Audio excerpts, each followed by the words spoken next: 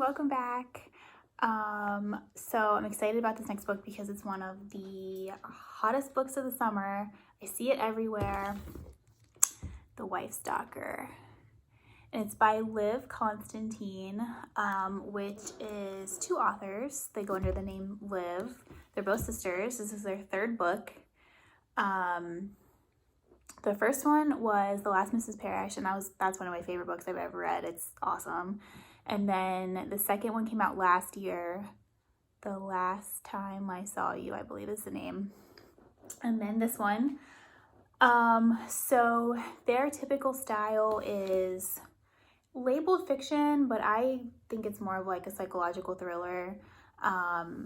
Typically they'll do like two different viewpoints, and it's usually following females. Typically it's someone from a very rich neighborhood, very lavish lifestyle, luxurious life, that sort of thing, and then maybe like a gold digger or someone who's lesser than this other person that like wants their life. That's what it's about. They typically write with these major twists at the end, and there's usually some sort of like mental health crisis that happens. That's why the character is the way they are or whatnot. But the great thing about these books is that they always keep you guessing. So this book follows two women, Joanna and Piper. Joanna has the seemingly perfect life. The husband, the two kids, living in this big old house with the vacation house in Maine. And then Piper comes along and is gorgeous blonde and steals Leo, the husband. So it follows like that. Oh, hi, bud. Hi. It follows that storyline, and you learn like a little bit about each of them. And then, so Joanna gets like kicked out. So she starts stalking Piper and the kids and trying to figure out like how to get Leo back. So the whole book keeps you guessing, because one moment you're like so sympathetic and you like Joanna and you're like, oh, why did he do this to her? But then you're like, oh, but Piper, this happened to her.